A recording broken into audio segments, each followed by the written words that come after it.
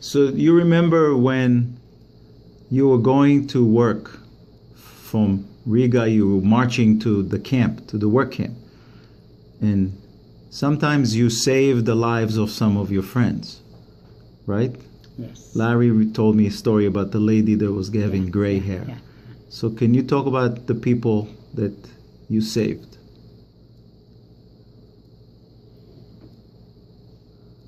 We were in Stutthof in camp, and we were going to be selected who of us from the 500 women who were brought there were going out to work as a working group outside of the camp.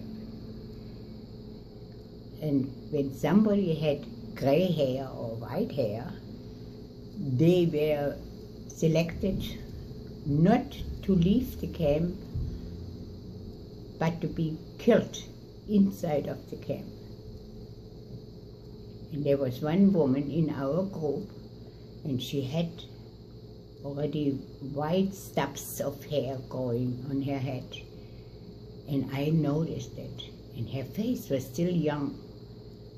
But with the gray hair and the white hair, that made her look older.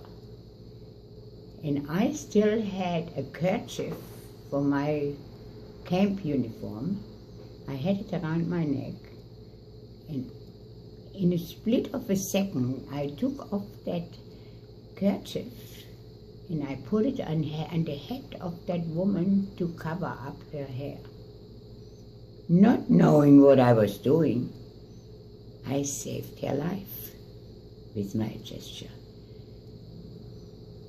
I didn't realize it then, what I had done.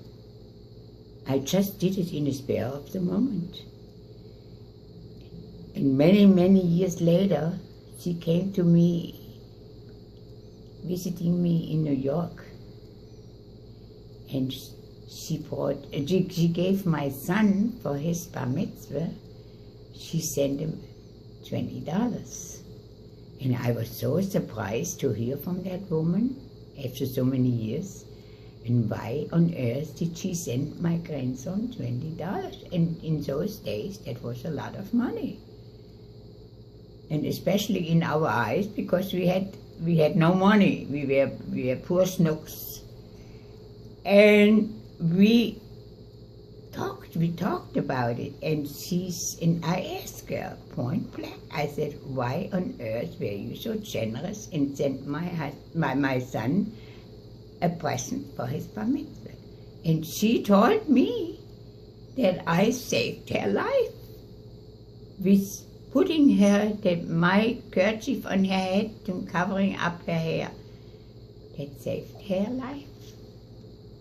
She never forgot. I didn't forget either. Yeah.